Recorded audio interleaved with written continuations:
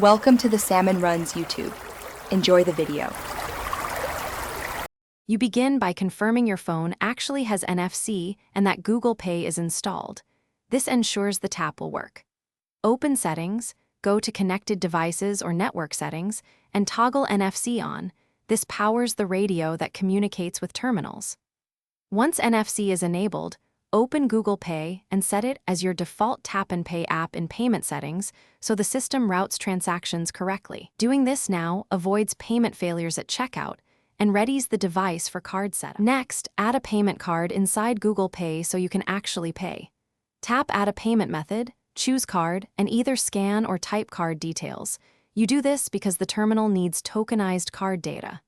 Your bank will verify the card, expect an SMS OTP, a redirect to your banking app, or a 3D secure challenge. Complete that to activate the token. Once verified, make the card the default for contactless payments if you want it used automatically when you tap.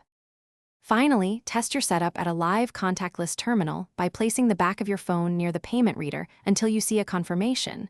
This validates the whole chain. If it fails, make sure NFC is still on, Google Pay is the default, the card is verified, and battery saver or airplane mode isn't blocking radio use. These common issues stop taps.